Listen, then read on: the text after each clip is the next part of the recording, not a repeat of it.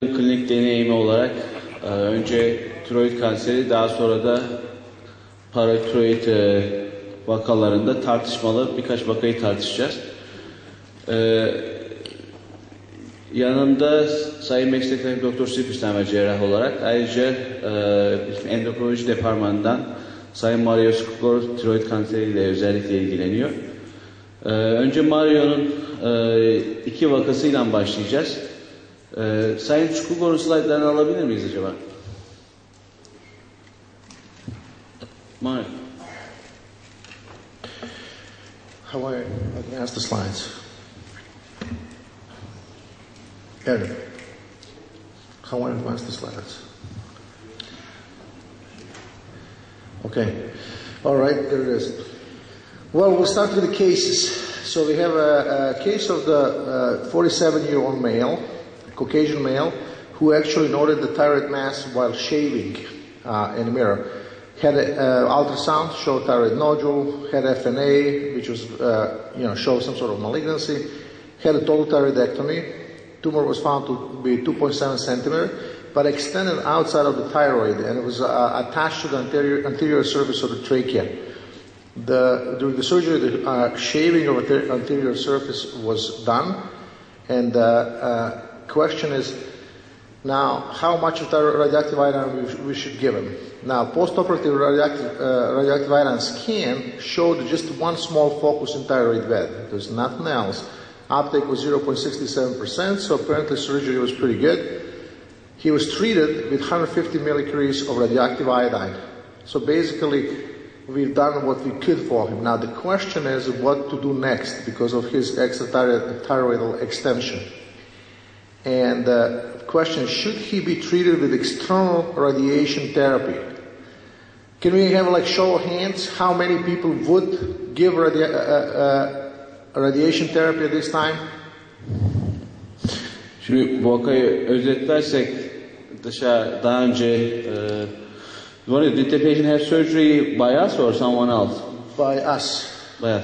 Bu hasta total tiroidektomi yapılmış. Sorry. So it was actually done in a Hillcrest before the Hillcrest was ours. Başka bir hastanede yapıldıktan sonra bizim kliniğimize sevk edilmiş. Total tiroidektomi yapılmış. Papiller tiroid kanser ve trakeadan tıraşlanarak çıkarılmış. Daha sonra radyoaktif iyotu bilgilerinde görülmüş. Çok fazla bir tutulum yok. 150 miliküriden de ablasyon yapılmış. Buradaki soru eksternal radyasyon terapi verelim mi vermeyelim mi? Bunu isterseniz resmi olmayan bir şekilde yapalım bu oturumu. Bilmiyorum, salondan da katkılar daha iyi olacaktır zannediyorum.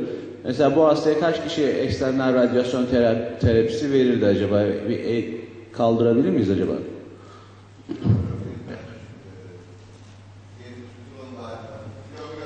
What's the thyroglobulin level? Thyroglobulin level? Well, intentionally left the thyroglobulin level out because I want to discuss just the need for the radioactive iodine. There was thyroglobulin level was around 2 or 3 before the radioactive iodine treatment, so it was not high. It was a relatively small level of radioactive. So we would skip it. So people think they will skip it. Well, when you look at the... Finish. Beklemek lazım diye düşünüyorum. Radyoaktif aldıktan sonra tiroglobulin yükselebilir. Bir süre bekleyip tiroglobulini tekrar etmek, bakmak ve belki 6 ay sonra ilk radyoiyottan 6 ay sonra tarama yapıp ona göre karar vermek lazım diye düşünüyorum. So, I understand. I got it. Başka fikri olan var mı acaba salonda? Buyurun hocam. Patoloji raporunda trakeanın invazi olduğunu gördük mü? What was the pathology report? Well, those are 2 good questions. One is if there's any other metastatic disease. According to the skin, there is no. Now, I didn't show you the pathology result. And the pathology actually showed this is a papillary thyroid cancer with a tall cell variant. So it was a little bit more aggressive than average thyroid cancer. And actually, these are the variants that are sometimes not going to take radioactive iodine. So really the skin, will not, it's not absolute, the tool to tell that there is no metastasis. So thyroglobulin is actually an important thing. Now the total cell variant of the cancer comprise actually about. I'll show you the data a little bit later. Now, question is again now, should we treat it with external radiation therapy? And you already gave the answer. I would wait, and we did wait with this patient. Now, when you look in the American Thyroid Association guidelines for treatment that are put out in 2009, they say that the external radiation beam therapy is reserved for the patient with a gross residual tumor in whom further surgery or radioactive iodine ablation are likely to be ineffective. Or for the patient over age 45, which our patient is, with extrathyroidal extension, visible no surgery, and likely microscopic residual disease, that this should be treated with external radiation therapy. So really, by the guidelines, we could decide to give this person radiation therapy right after the radioactive iodine. However, we didn't do that. When you look at the literature, first of all, the tall cell variant consists of the cells that have typical, really nuclear features of the papillary thyroid cancer, but are actually 2 to 3 times taller than wide and have kind of strongly eosinophilic cytoplasm. And those tall cells should comprise at least 50% of all the cells in the tumor to be called a tall cell. By this definition, there's actually several studies looking at the prevalence of the tall cell variants. And for example, this one study is kind of typical, found that 12% of the papillary thyroid cancer may be tall cell variants. The other reports report the prevalence between 3.2 and 19%. The largest study that included tall cell variant had 573 patients. Tall cell variant incidence increased so this is the study from the Mayo Clinic, which is a very long study. They looked at the long period of time, and they looked at the increase in incidence. And as you can see, tall cell variant increased in incidence by 158% from 2001 to 2008, compared to 60.8% for classic papillary thyroid cancer. Nodal metastases were found in 66% of those who had tall cell variant versus 56% with classic PTC. And this tall cell variant had extrathyroidal extension of more than half of the patients, compared only to 20% for classic PTC. And when you look at the survival, tall cell variant actually had the specific survival after 5 years of 87% compared to 97% for classic PTC. So it is a little bit more aggressive tumor. And the survival was best for those who were treated with total thyroidectomy and radioactive iodine ablation. And external beam radiation actually did not improve survival. So I think our decision to wait for this patient and look for the progression before the next treatment is actually justifiable. That's exactly what we've done with this patient. So that would be actually that first case. Anybody wants to make comments of this? I'd just like to comment that it's not clear to me whether this patient really had tracheal invasion. These are some subtle technical issues that you really have to ask the surgeon. So did the tumor simply seem adherent to the anterior surface of the trachea such that the surgeon felt he had to take a very close margin or be right on the trachea when he took the tumor off? Or did the surgeon feel that there was actually tumor invasion into the outermost aspect of the trachea, had to do a slight shaving of the trachea, but felt that the margins at the end of the case were clean, or that there was minimal residual disease, or did they feel that there was gross residual disease? So I think these are some of the technical subtleties that are important. Also, in this case, if there is residual disease and the patient recurs, it is not a terrible operation to go back and either do a wedge resection of a single tracheal ring if it's focal, or resect a ring or two. Yeah. If the patients had radiation, in some ways my philosophy is that you have stamped the patient's neck saying, we will never operate on this neck again, because the technical difficulty of doing a good oncologic operation and the complication rate, lack of healing, fistulization, etc., becomes a real issue after the neck's been radiated. So I'm much happier to reoperate on a patient several times rather than to go back on an operated neck, on a radiated neck. I agree. Bu Bu vakada yani çok az sıklıkla karşılaşmadığımız, yani total tiroidektomi yapıyoruz ve belki kanseri trakeeden tıraşlıyoruz. Yani çok ciddi tümör bırakmadığımızı biliyor musunuz? Belki mikroskopik tümör bırakıyoruz. Yani bu hastalarda radyoaktif iyot tedaviyle yetinelim mi? Ayrıca eksternal radyasyon verelim mi diye bu çok sık olarak bizim karşımıza geliyor. Bu bakımdan ilginç olur diye bu vakayı getirdik. Bilmiyorum, salondan başka bir katkı var mı? Siz bu durumlarda ne yapıyorsunuz? Buyurun hocam.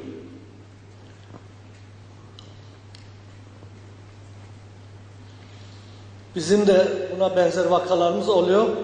Radyoterapiyle çok iyi sonuçlar almadık.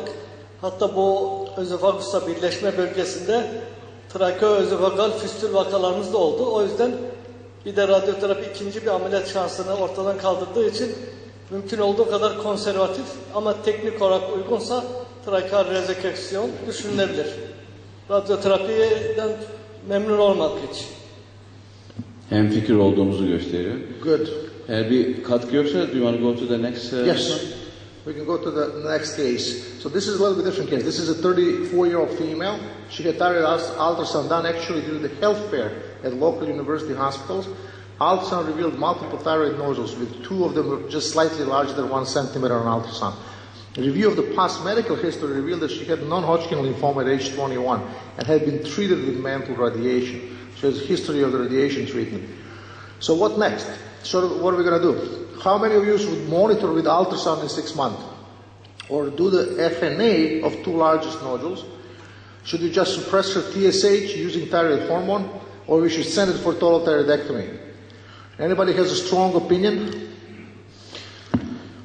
Bu vakada hasta asemptomatik olarak tiroid nodülleri saptanıyor ve fakat hastanın radyasyon anamnezi var. O yüzden bu hastayı nasıl takip edelim? Yani hiçbir şey yapmadan monitörize mi edelim ultrasonlarla? Biyopsi mi yapalım?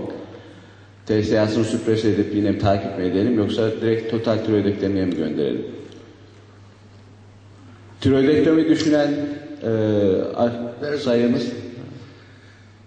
Who thinks thyroidectomy? Raise the hand. Biyopsiye göndermek istemiyor. Hiçbir şey yapmayıp takip edelim diyen. Mario.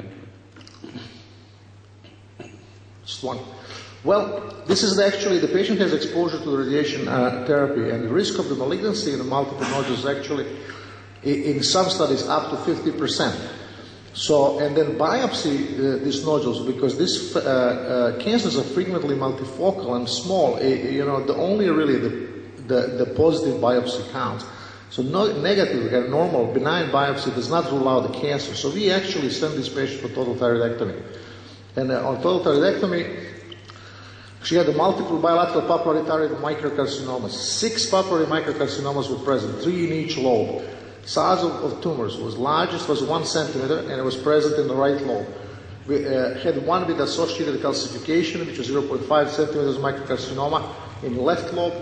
There was no lymphatic or extrathyroid extension. Surgical margins were free of tumor. Level 6 nodes, there were 4 lymph nodes removed. They were all negative for tumor. So pathologic staging was PTA 1A and PN nothing, PN 0.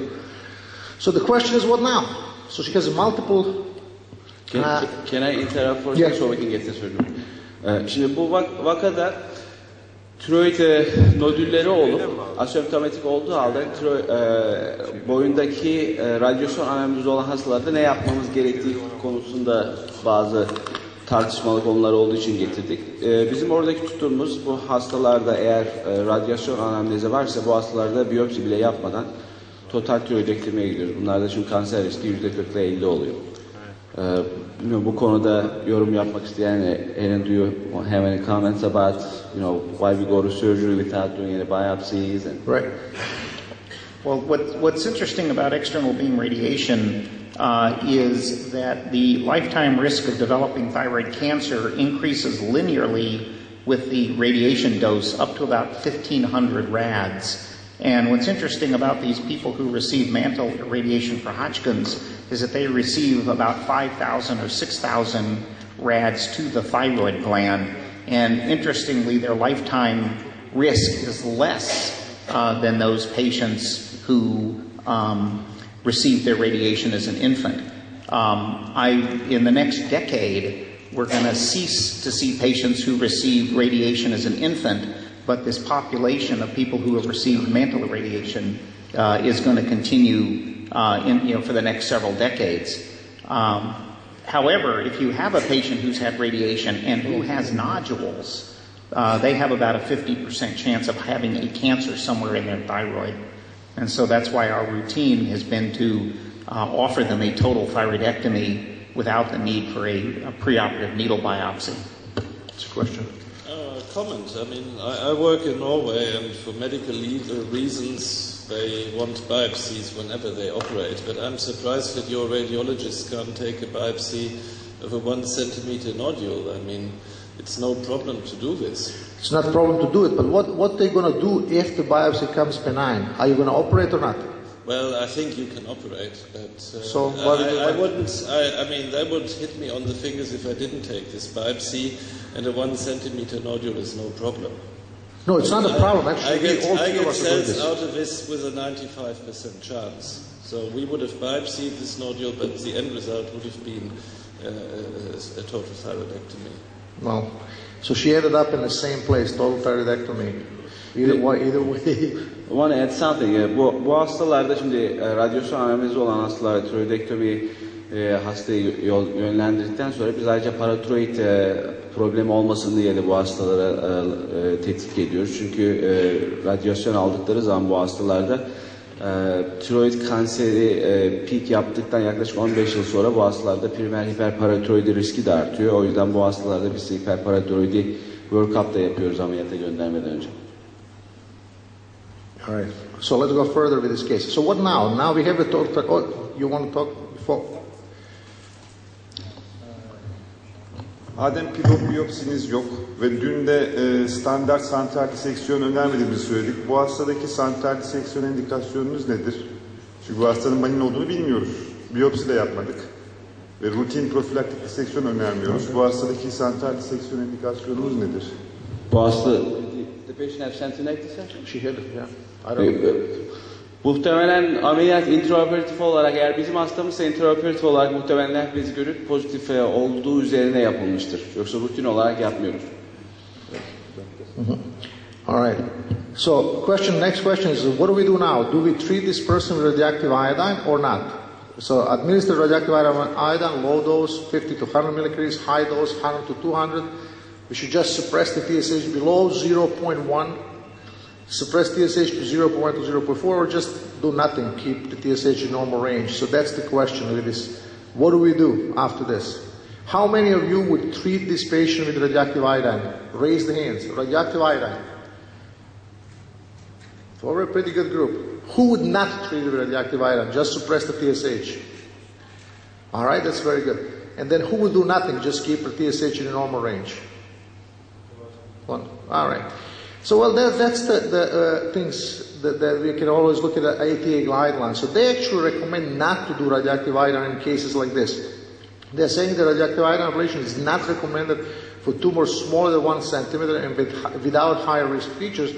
And radioactive ablation is not recommended even for the multifocal cancers if all the foci are less than 1 centimeter without high-risk features. Now, this is right borderline because the one focus was exactly 1 centimeter. Now, when you look at the literature, I mean, this recommendation actually stems from this one study by Ian Hay from the Mayo Clinic. They looked at the papillary carcinoma managed at their institution over the course of 6 decades. This is 60 years of experience from 1940 to 1999. They actually found 2,444 consecutively treated patients. And they concluded that multicentricity is not considered prognostic and should not be used in risk stratification. In this group, there was 693, or 28% of the multicentric tumors. So that's the study from which this recommendation stems. Now, if you look at the other literature, the multifocal tumors have been associated with increased risk for lymph node and distant metastasis, persistent local disease after initial treatment, and regional recurrence. So there's a whole kind of slew of the smaller studies showing that.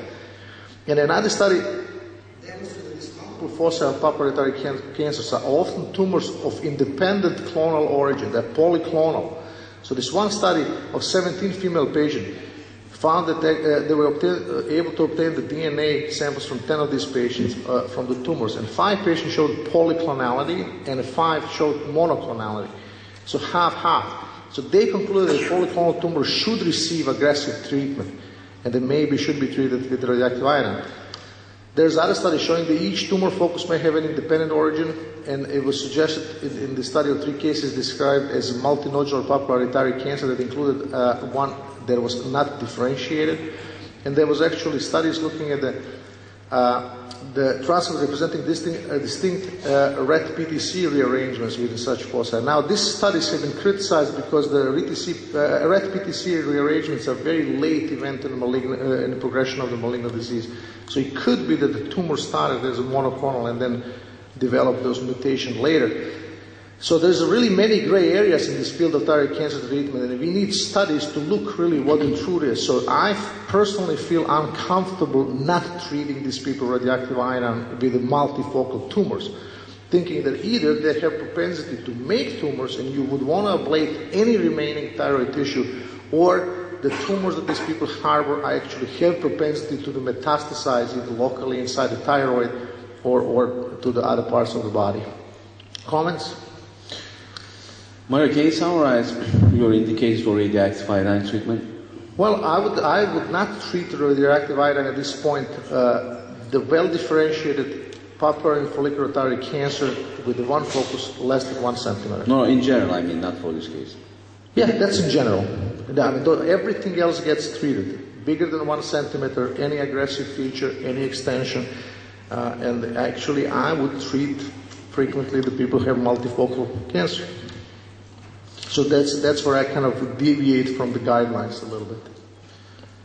Burada genel olarak bu vakadaki radyoaktif iyot kullanılmaması gibi veya genel olarak papiller tiroid kanserinde radyoaktif iyot kullanımla ilgili sayın endokrinolog hocalarımın bir şeyi var, acaba yorumları olabilir mi?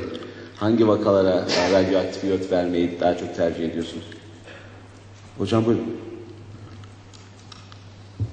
Her kliniğin bizde bir şeyi var, çalışma sistemi var. Yani bizim Cerrahpaşa kliniğinde multifokal olan tümörlerde tümörün büyüklüğü 1 santimi geçtiği zaman, multifokalite olduğu zaman, kiloguda tuttuğu zaman radyoaktif iyot veririz. Ama bazen hani vermesek olur mu? Tabii burada TG'nin rolü büyük, anti-TG'nin rolü büyük ama bizim prensibimiz hala devam ediyor. Bazen ben itiraz ediyorum niye veriyoruz diye ama multifokal olduğu zaman, yaşta 40'ın üzerine olduğu zaman kesinlikle veriyoruz. Hocam buyurun. Tümör büyüklüğü, lenfatik yayılım, kapsül invazyonu, damar invazyonu dikkate alıyoruz daha çok. Bunlar varsa mutlaka veriyoruz. Eğer yoksa multifokal oluşu, 1 santimden küçük oluşu ve bu invazyonların bulunmayışı total tiroidektomiyi yeterli görüyoruz. Do you have any comments on? So I think this is a situation where a discussion with the patient is important because the patients are increasingly medically sophisticated. They have been searching the internet. And so the discussion I typically have is that we do not know the right or wrong answer, that they are in a gray zone. And so I present to the patient the potential acute and long-term side effects from undergoing radioiodine ablation versus the risk, slightly increased risk of having a local recurrence in the neck that may require a reoperation at some point. But the data is pretty good that the long-term survival of those patients is equivalent. And so that's the balance that I give the patient. And they often use their own judgment to determine which route to take. Buyurun. Biz de Erzurum'da Atatürk Üniversitesi'nde Gürbüz hocamın da dediği gibi patoloji raporunda multifokalite varsa, invazyon varsa lenf yollarına, damar yollarına, kapsüle, etraf dokulara radyoaktif iyotu rutin olarak veriyoruz. Ben buradan konuşmacılardan şunu öğrenmek istiyorum. Bu bulgular yoksa ve immünhistokimyasal bulgular, patolojide yapılmış immünhistokimyasal bulgular agresiviteyi gösterebiliyorsa, işte ki 67 anlamadığım birçok şeyler var, göstergeler. Bunlar rapor edilmişse bu hastaya radyoaktif iyot verir misiniz? Tümör çapı olarak 1 santimin altı mı konuşuyoruz yani? 1 santimin üstünde konuşuyoruz. Ve immünhistokimyasal olarak o patologların baktığı şeyler var. İşte çeşitli göstergeler var. Ve bunlar pozitif ve bunlar da bu tümörün agresif olabileceği sinyallerini veriyor. Ama invazyonu yok. Mario, you want to address Yeah, it? So I- you have like yeah. 1.5 I centimeter understand. tumor and tall cell variant, but doesn't No. have any other features. I mean, if the tumor is bigger than 1 centimeter, I would give radioactive, and I'm trained that way. There is actually very hard to pull back from the treatment. Now, there is some suggestions for Ian Hay, again, same person who published that big study showing no increased risk with multifocality, who thinks that the tumors who are smaller than 2 centimeters have no features that increase their aggressiveness. There's no nuclear atypia more than normal. There is no tall cell features. There is no sclerosing variant. There is nothing. That these people also should not have radioactive iodine treatment. Now, this has to be validated in the studies. You can't just pull. So I would at this point still treat with radioactive iodine. There's also changes how we treat now. We can treat with a thyrogen or with withdrawal from thyroid hormone. There's a study showing that if you treat with a thyrogen and use a low dose, 30 to 70 millicuries, there's actually cure rates is lower and recurrence rates are higher than if you treat with 100 and higher, 100 millicuries and higher. So at this point, I would still stick with radioactive iodine treatment for the tumors larger than 1 centimeter and reserve the radioactive treatment in smaller cancers only if there are aggressive features. Invasion, extraterritorial extension, nuclear, and some of the variants. Nusret Hocam buyurun. Olduğu için teşekkür ediyorum. Bu zor tiroidektomiler diye bir panel. Fakat bu olguyla beraber zorluktan çıkıp tricky olgular konumuna geçti gibi geldi bana. Geçmişinde radyasyon analizi olan bir kişide nodüller olduğunda doğrudan doğruya operasyon önerdiniz, hiç biyopsi bile istemediniz. Ve operasyon sırasında sansal diseksiyon yaptınız ki buna lenf metastazı olduğuna kanaatiniz olduğu için yaptığınızı söylediniz. Gene bu tip olgularda çok küçük oranda da olsa lateral lenf bezlerinde bile metastaz olabileceği düşünülüyor. Yani %15 oranında Japonların bildirimleri var. Lateral zonlarda da olduğu düşünülüyor. Daha sonra bu tip radikal bir ameliyat yaptığınız hastada konservatif bir izlemi öneriyorsunuz. Ben bu aradaki çelişkiyi pek anlayamadım, açamadım da daha doğrusu. It is. That's exactly the reason why we show this case, to show how many gray areas there is and how many things we really don't know and don't understand, and we need to study and clarify. That's exactly the reason why. Fatih.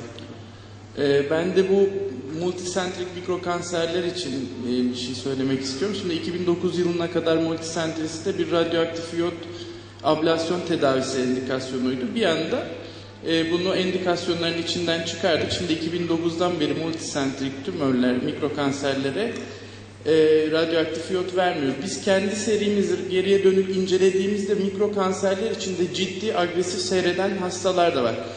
İlk prezentasyonu lateral lenf nodu metastazıyla gelen hastalar var. Ya da santral lenf nodu metastazı olan hastalar var. Ya da hiçbir şey olmayan hastalar var. Bence burada asıl olayı gösterecek şeyler moleküler genetik çalışmalar olacak. Biz şimdi retrospektif olarak BRAF bakmaya çalışıyoruz bu bakıyoruz daha doğrusu agresif seyreden hastalarda.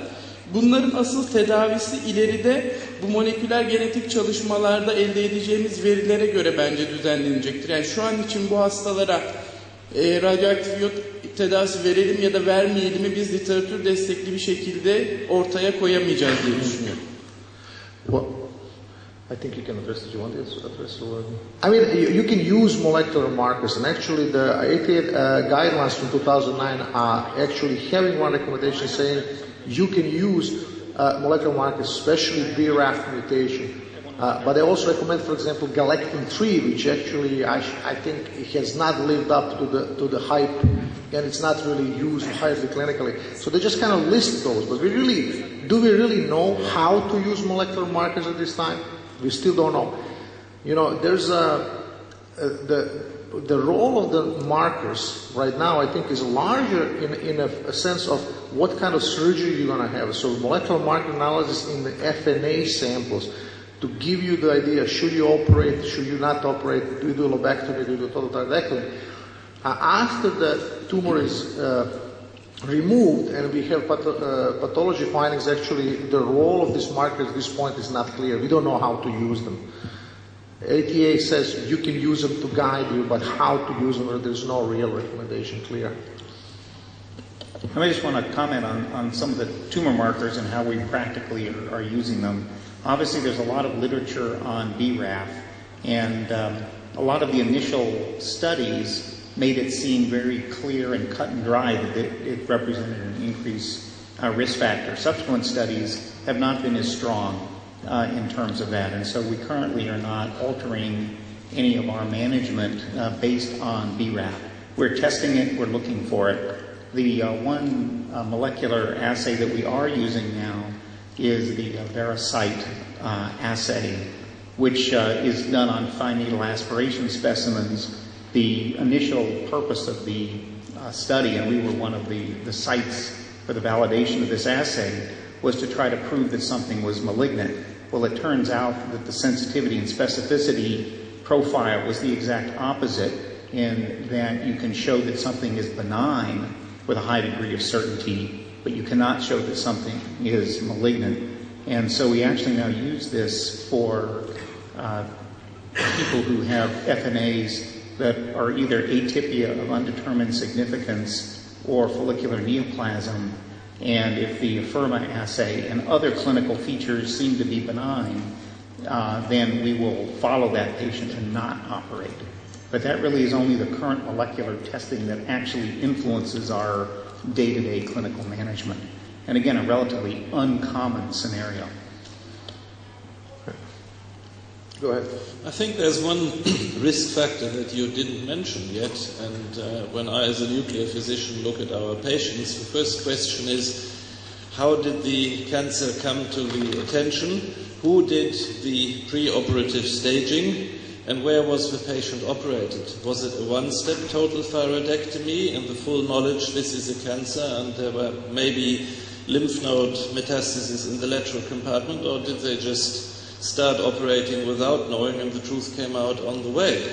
And I think this is maybe the strongest risk factor, but it's not reflected in the literature because most people would not like if you write that some institutions operate poorly, but this is the case. True. I mean, I don't know what to say. This is... Well, of many of the large series, for example, from both our institution and Mayo Clinic, have a heterogeneous patient population. So there's the group of patients that were initially evaluated at the center, had their surgery at the center, and had their follow-up. And then there's the other group of patients who had, like this patient, who had their surgery elsewhere, and then were referred in for subsequent management. And I think you point out very nicely that it always raises some question marks in terms of the details of the surgery that often are not answerable. İsterseniz son soruyu alalım bu vakayla ilgili. Buyurun. Bir santimlik nodüller için biyopsiyi çok rahat kenarda bıraktığımızı düşünüyorum. Bundan dolayı rahatsızlık duydum açıkçası. Şimdi radyoterapi ya da radyoaktif iyot serpintisi ikisi de kanser riskini artırdığını düşünüyoruz. Uluslararası Atom Enerjisi Kurumu'nun verilerine baktığınızda çok güzel bize o Çernobil felaketini özetliyor. Ona göre bütün kırmızı bulutların bütün Türkiye etkisi altına aldığını düşünürsek o zaman biz hiçbir şekilde biyopsi yapmayalım.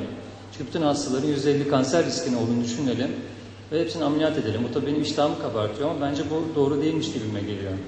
O yüzden biyopsi birazcık daha ön plana tutmakta fayda var gibime geliyor. Yani radyasyon da bence diğer hani Bethesda kriterlerine göre ameliyat kararı verdiğimiz biyopsiler gibi değerlendirmek lazım. Yani bu literatürde kanıtlanmış. Eğer radyasyon anomaliz varsa tiroid kanser insidansı %40'a 50. Yani bunu hani daha agresif bir yol izleyebilirsiniz. Genellikle Atlan'ın guideline'larında öyle bir yol izleniyor. Mesela bazen geliyoruz, hastanın ameliyat için riskleri yüksek. Gelmiş hasta 70 yaşında, çok ciddi problemleri var, sağlık problemleri var. Radyasyon analizi de var ama o hastada mesela hani o hastayı ameliyata almak çok mantıklı bir şey değil. Onlarda mesela biyopsi yapıyoruz. Hani diyoruz ki bu biyopsi şeyse sizi takip edelim diye daha selektif olabiliyor ama ameliyat için iyi risk olan hastalarda %40-50 kanser riski bizim elimizde biyopsi olmadan ameliyatı gerektiriyor açıkçası. Teşekkür ederim. Güzel tartışma oldu. Yani tabii bu da yine tiroid cerrahisinde ve tiroid endokrinolojisinde birçok daha kanıta dayalı bir verilerin elimizde olmadığını gösteriyor. O yüzden isterseniz bir sonraki vakaya geçelim. Siperstein vakalarına geçelim isterseniz.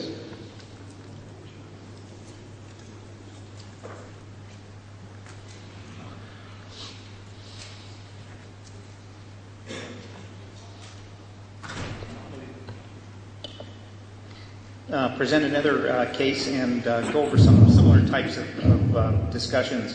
So this was a case that the gynecologist detected on routine examination and underwent appropriate fine needle aspiration, showed papillary thyroid cancer, no other risk factors, and the patient was euthyroid preoperatively. And this is the ultrasound of the lesion.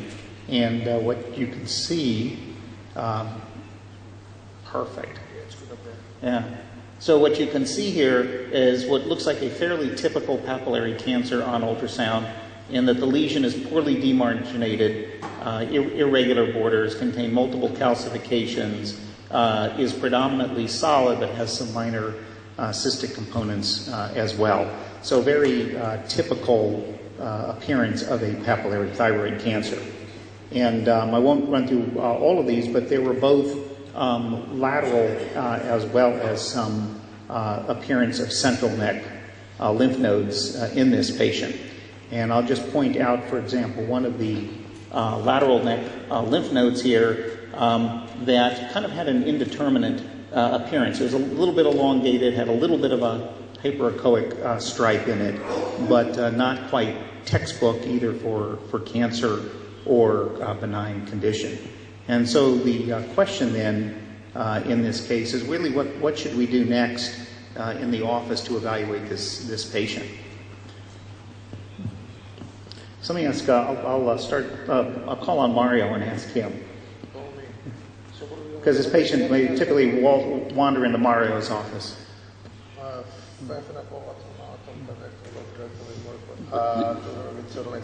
So, you know, these nodules you're showing are not typically looking as a metastasis, but are pretty big. So really what we could do, we could actually wait a little bit and see what is going to happen with them in the next 3 or 4 weeks. That might be one of the options. Are they going to get smaller or not? Well, the patient has cancer and she's very anxious. She doesn't want to wait. How big was the cancer? It was 2.5 centimeters. 2.5 centimeters.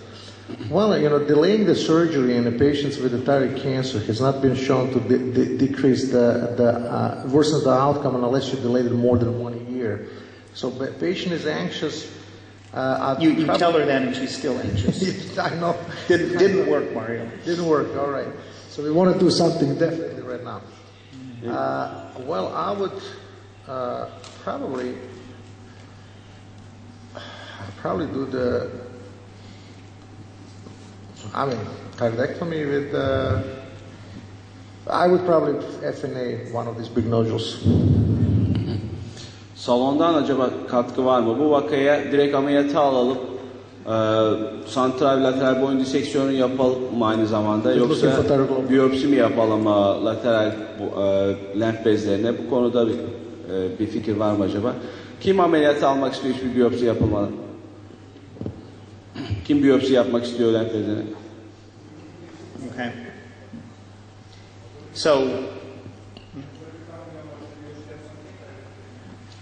Yusuf Hocam siz o zaman biyopsi yapmama taraftarısınız.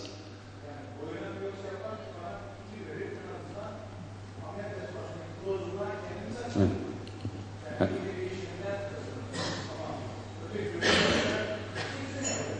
Evet ama yani siz hani lateraldeki boyun lenf bezine biyopsi yapar mısınız, ameliyat öncesi yapar mısınız? Yani patolojik ise pek yapmıyorum normalde. Eğer ultrason olarak bize patolojik bir lenf nod olduğunu söylüyorsa... Bu vakayı hocam. Bu vaka. Evet. İşte bu vakada patolojik olduğunu söylüyor. Yeah. Ben biyopsi yapmadan da boyun diseksiyonu yaparım bunu. Bir sonraki soru herhalde olacaktı o. So in this case, we did finular biopsy of the lateral nodes. Our philosophy is that at the time of total thyroidectomy, it's very easy to sample the central neck lymph nodes. And so we don't really mandate that those be biopsied preoperatively. If they're large, if they're very obvious, yes, we will. But in terms of moving on to the lateral compartment, it's a bigger operation, a longer operation, and so we like to try to stage those patients in clinic as much as possible. And it's a very simple, straightforward procedure to do. And so we did that in this patient, and the lateral nodes, in fact, did not appear to be involved. Question? Just one comment on lymph node biopsy. So we would also biopsy them in Bergen. It's usually me who has to do the job. There's one problem. If you have cystic lymph node metastasis, you don't necessarily get out cells. So it's very important. It is very important to take the TG from the aspirate. And so you have to do both. We do that routinely. Yes. Also, if you take out fluid from cysts in the neck, always do a TG on them, because sometimes this solves the case. Mm-hmm. No, good point. So this patient then underwent a total thyroidectomy, and really after that part of the procedure, the thyroid was all gone, but the central neck nodes were still present. And then, based on what were involved nodes at the time of surgery, went ahead and did a central neck dissection. And what is illustrated here and what we discussed yesterday was the fact that these patients undergo a complete clean out of the central neck compartment. And so what is shown here is the trachea, the recurrent nerve, and no other fibrofatty tissue within that central neck compartment. And then, so this is the gross specimen from the thyroid. Looks like a typical papillary cancer, and again put up the ultrasound to show the nice clinical correlation between the irregular borders seen on the gross specimen and the irregular borders seen on the ultrasound. So what's nice as surgeons is we get a very short-term correlation between what we saw on the preoperative ultrasound and what we see in the operating room. So her final pathology showed a 3-centimeter papillary cancer in the right lobe, had a second 1-centimeter lesion in the contralateral left lobe, and had 3 of 9 lymph nodes involved. They call this occasional tall cell features, but this was not characterized as a tall cell variant, and there was no extrathyroidal extension. Initially, postoperatively, her thyroid globulin fell down nicely to 0.3. However, she had positive antibodies. And so the question then is, what do we need to do next with this patient? So did you biopsy the lateral neck lymph nodes out? Yeah, but it was benign. She had fine needle aspiration preoperatively. That was negative? And they were negative. Aspiration was negative, TG. Yeah, they showed benign lymphocytes, low thyroid globulin in the aspirate. And again, in retrospect, these lymph nodes looked more reactive rather than tumor involved. So maybe I can call on you, Mario, and say what would you do at this point? So now we have a patient who actually needs radioactive iodine treatment, so she would have it done after the surgery.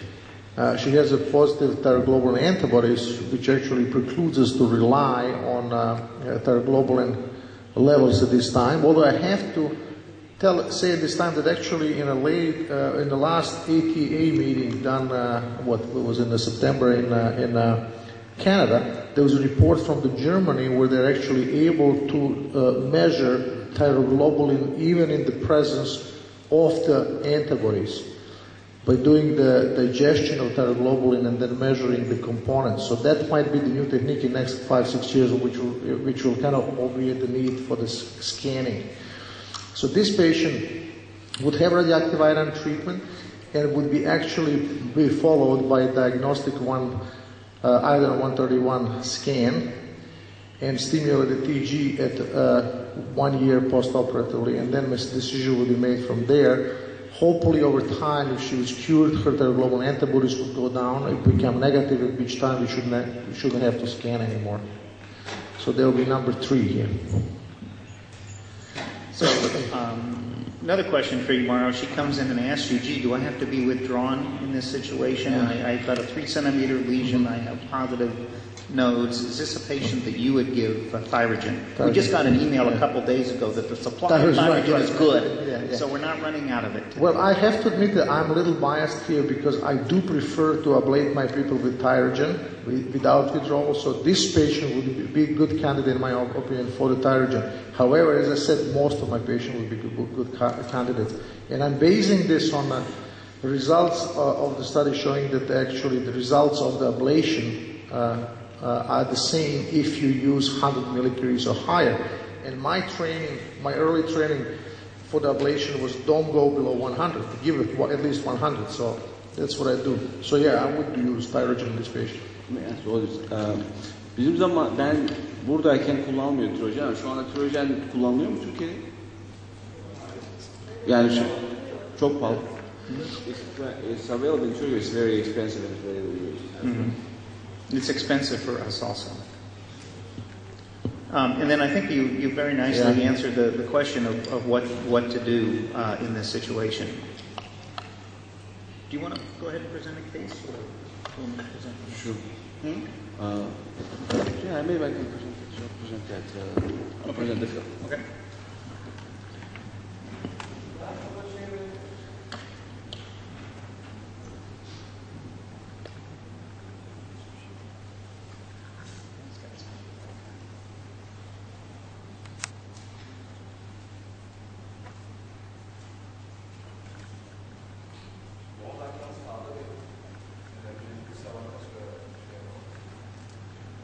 Görüntü alabildiniz mi? Laptopa verebilir misiniz görüntüyü?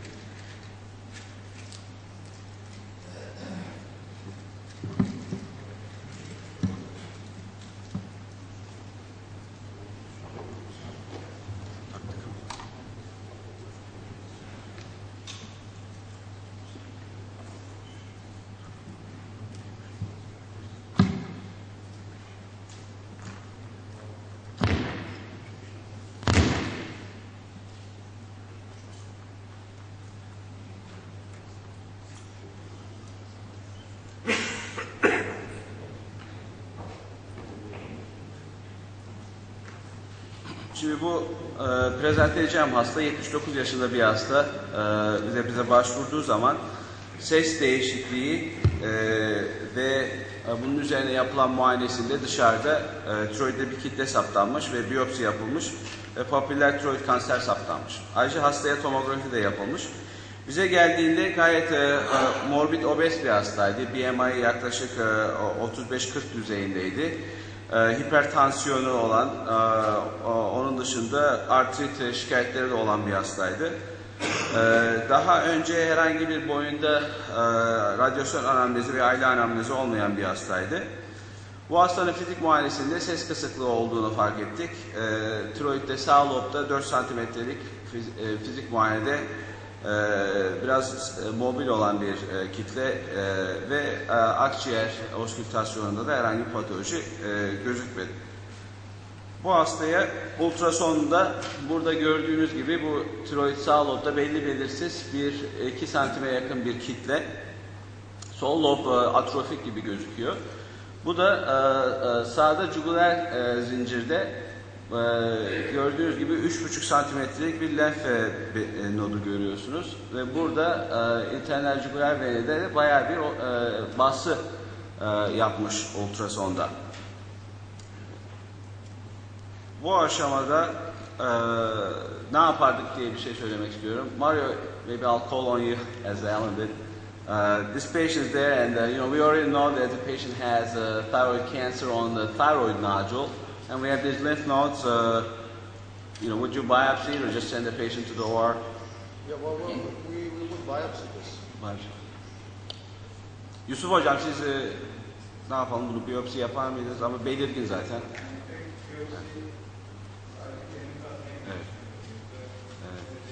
Evet.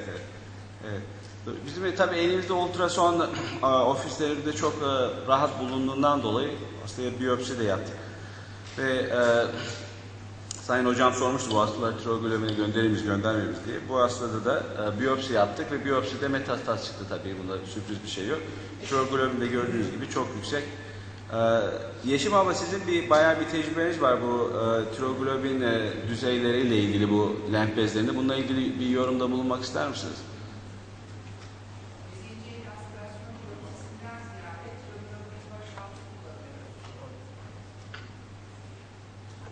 İşte bu vaka serisi.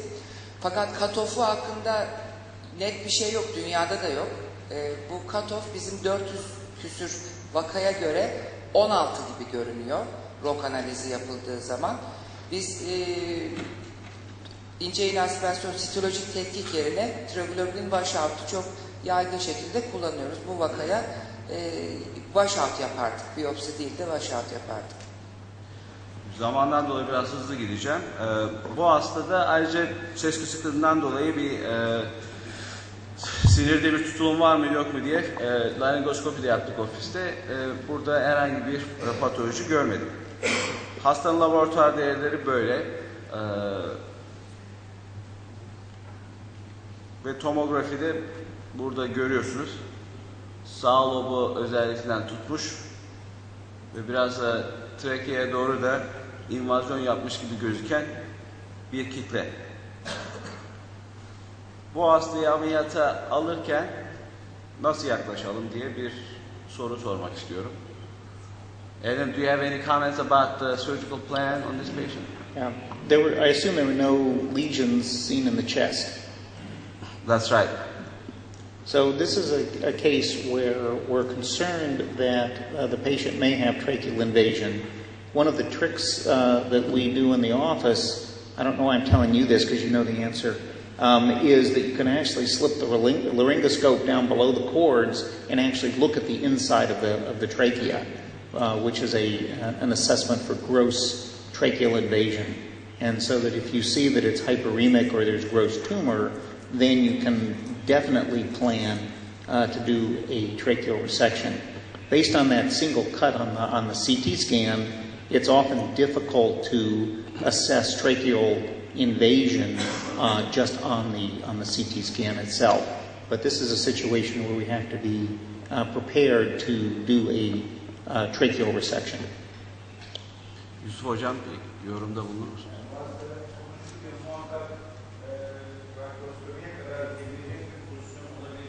Konuşmak lazım. Oradaki eğer rezek edilecekse primer kapatılabilir.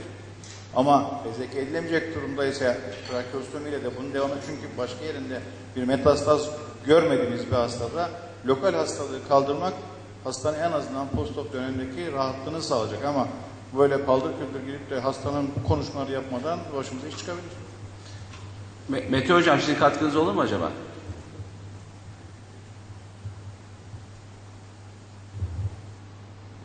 Aynı fikirdeyim. Yani trakeal reseksiyona hazırlıklı olarak ameliyata girilmesi gerekiyor. Sadece hani washout'la ilgili olarak ben onun bir ek bir tetkik olduğunu düşünüyorum. Yani sitolojik yöntemin bir alternatifi değil de bir tamamlayıcısı olduğunu düşünüyorum. Bu hastada hakikaten sayın hocalarım dediği gibi Bu hastalar ameliyat öncesinde trakeostomiye, laringektomiye kadar gideceklerini söylüyoruz. Bu hastalara da kulak burun boğaz ekibiyle beraber girişim yaptık. Önce biz total tiroidektomi, sağ santral boyun diseksiyonu, ayrıca sağ modifiye radikal boyun diseksiyonu yaptık. Jugular ven tutulduğu için jugular vende de eksizyon yaptık. Ayrıca biraz sternokloide kasta da tutulum olduğundan dolayı onun da bir kısmı çıkarıldı. Daha sonra kulak burun boğaz ekibi girdiği zaman Siperstein söylediği gibi daha önce laringoskopisinde de invazyon görüldüğünden dolayı total laringektomi ve parsiyel de ösofejektomi yapıldı hastaya. Bizim yaptığımız ameliyatın piyesi böyle. Patolojisinde de multiple papillary tiroid kanseri, en büyük fokus 4 santim.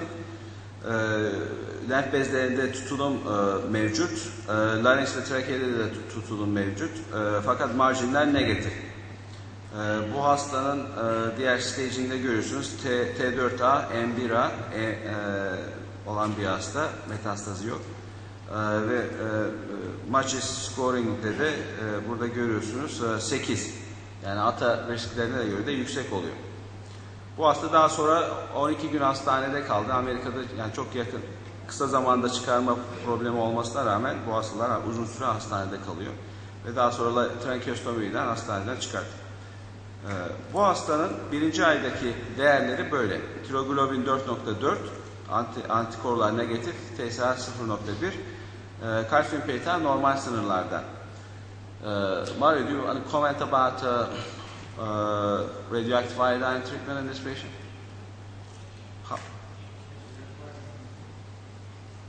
There's no. Bu hastada tedavi öncesinde küçük dozda yapılan skende uptake'i %0.1 olduğu gözüktü. Daha sonra 170 milikülürlük radyoaktif iyot verildi ve 10 gün sonraki yapılan skenlerde herhangi bir tutulum gözükmedi. Fakat bu girişimler yapılırken TS 69'dan tiroglobin 101 antikorda negatif olarak bulundu. What is your comment about thyroglobulin levels at that time? I mean, this is relatively high thyroglobulin level, and there is nothing on the radioactive iodine scan. So, question is, was he really on a good low iodine diet, or this is a tumor that might not be taking radioactive iodine? Yeah, he was. I think he was managed by Nasser, so he put the patient on, all kinds of standard. I know. We actually, a couple of years ago, we looked at our patient who we routinely put on 2 weeks of the low iodine diet, and we still found 18% of them not having low urinary iodine when collecting urine right before the scan.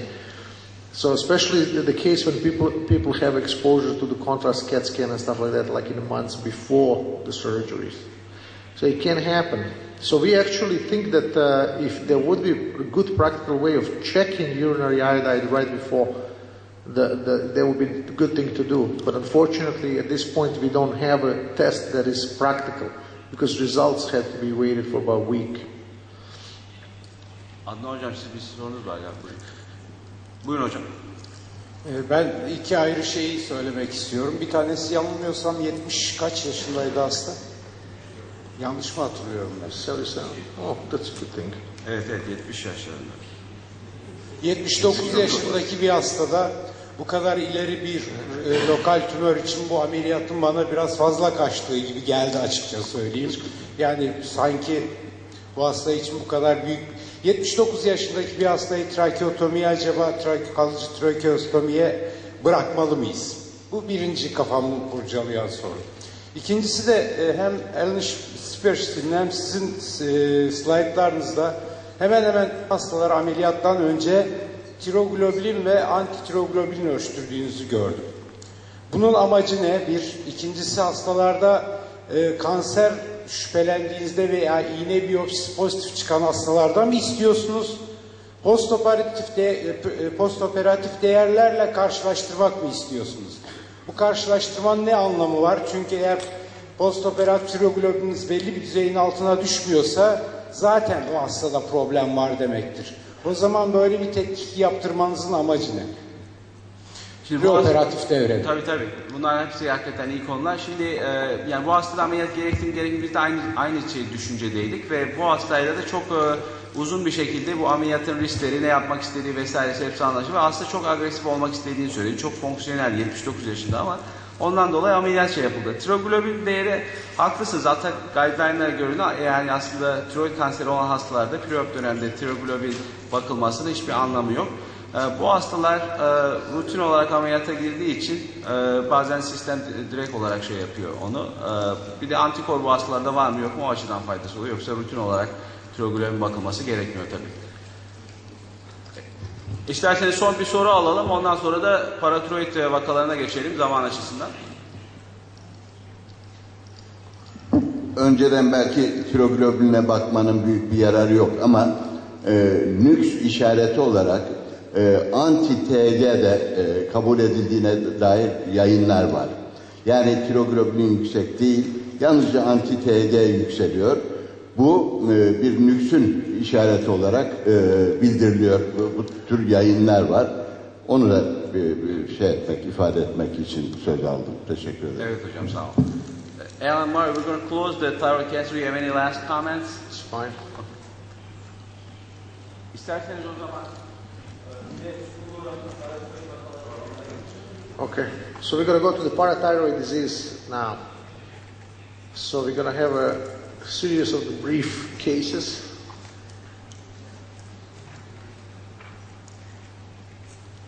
All right, so let's go. Where's the clicker? All right, so we're going to go to the thing.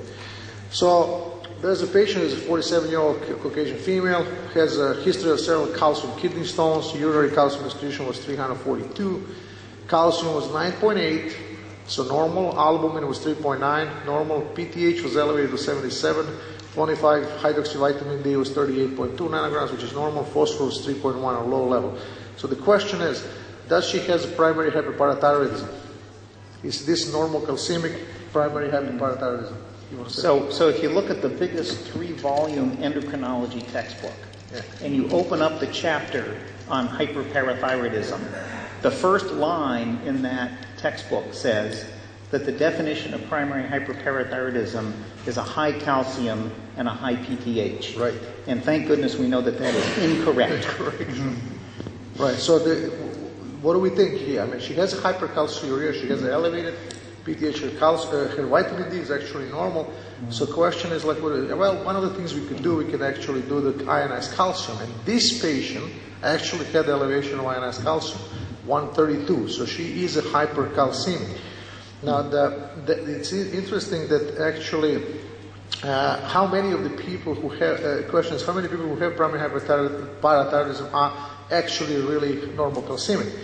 So this is one study showing the group of 93 people with normal calcemic hyperparathyroidism. However, 58 of these patients had ionized calcium determined. 58, not all of them. And they found that 50% or 86%, 50 patients, 86% had really elevation of ionized calcium.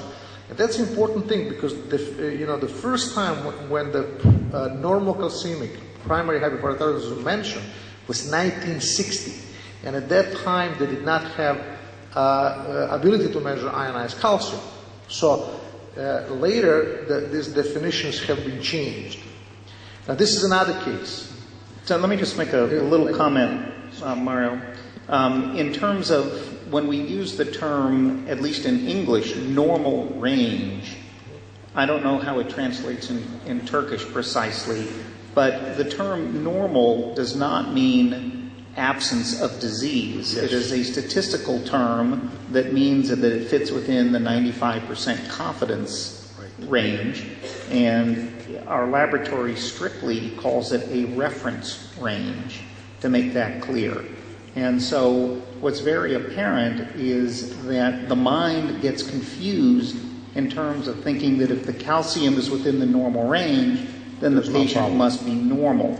But we have to realize that that particular calcium level may not be normal for that patient, even though it fits into the population 95% confidence interval.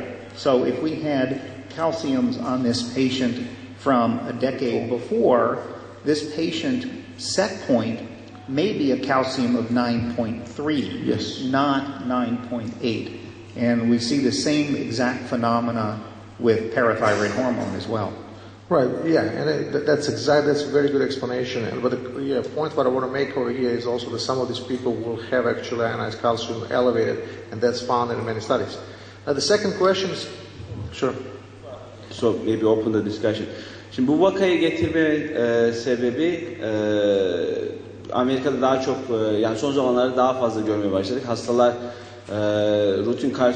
rutin biyokimyalarında kalsiyum yüksek gözüktüğü zaman veya herhangi bir kemik hastalığı olan osteoporoz olan hastalarda tetkikler yapıldığı zaman kalsiyum çok yüksek olmadan paratiroid düzeyi yüksek olarak bize gönderiliyor ve bu hastalarda primer hipertiroidi tanısı konuluyor. We're going to go into the management at all of that patient or?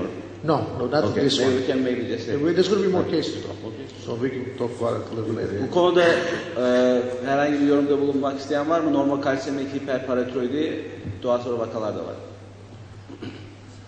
Right, so this now we have another case. This time a 75-year-old Caucasian female. She also has one more comment. Okay. Kalsemik hiperkalsemi çok sık görülen vakalar arasında. Bunun patojenezinde belki de bir progresyon aşaması olarak düşünenler var. Yani şimdi normokalsemik ama bir süre sonra hiperkalsemik olacak. Ve 2008 konsensüsüne göre bu vakaların yılda bir takibi gerekir. Ama bir önceki vaka 47 yaş sınırı konmuş. O vakada şayet böbrek taşı ve osteoporoz varsa eğer lokalize de edilebiliyorsa belki ona müdahale etmek sınırda bir yaş. Çünkü 47-50 sınır konsensüse göre müdahale etmek düşünülebilir. Ama ileri yaştaki kişi için herhangi bir müdahaleye gerek yok. Adenom saptansa bile. Öyle düşünüyorum. İyonize kalsiyumun bir miktar yüksek olması hastada yeni bir gelişme işaret etmez. İyonize kalsiyumun yüksekliği belki kardiyovasküler açıdan, elektrofizyolojik bulgular açısından etkin olabilir. Onun dışında bir etkisi olmaz diye düşünüyorum. Peki salonda bu hastaya geldiği zaman cerrahi kim düşünürdü, takip kim düşünürdü acaba? Cerrahi düşünen...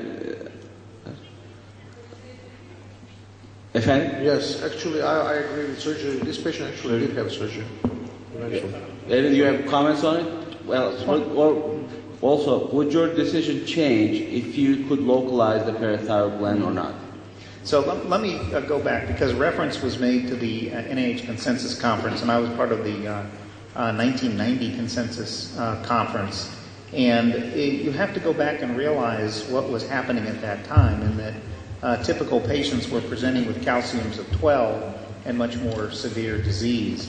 And what's happened in the subsequent Consensus Conference a decade later, which is now 12 years ago, and what's happened with modern thinking, is that our indications for surgery have been much more liberalized.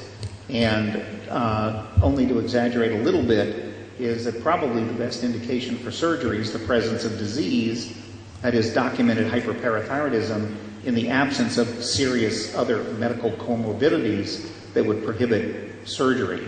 And there are a number of more recent studies that have looked at long-term bone health, all-cause mortality, fracture risk, etc., that have demonstrated a benefit of these patients undergoing parathyroid exploration. And so I think that the cutoffs in terms of calcium levels, urine calcium, etc., are probably becoming more and more historic rather than currently how we manage these patients. About localizing studies. Yeah, let's say, does it change your decision about surgery or not? In someone who has not had prior neck surgery, I think it's important to realize that these are localizing studies, not diagnostic studies. So number one, we make the diagnosis based on the serum and urine chemistries. Number two, the localizing studies facilitate the conduct of the operation. So psychologically, I go into the operating room very comfortable knowing where at least one of the glands are. But it really doesn't change the success rate of the operation. So the localizing studies in no way alter my indication for surgery. And actually, negative localizing studies in our hands increase the risk of multiple gland disease. So at least in our practice, if the preoperative localizing studies are negative, there's actually a 50% chance of the patient having hyperplasia as opposed to a single adenoma. Yani şimdi bu hastalar tabii daha çok bizim hastanemize gelmeye başladı. Biliyoruz yani paratiroid hastalığın tedavisinde NIH kriterleri, şu kriterler vesaire var ama artık son zamanlarda yani hastada eğer hipertiroidit tanısı varsa, kalsiyumu yüksek olmasa bile eğer ameliyat için iyi bir durumdaysa, ciddi komorbidleri yoksa bu hastalara cerrahi düşünüyoruz. Biraz agresif yaklaşıyoruz bu hastalara. Yusuf Hocam bir yorumunuz var mı?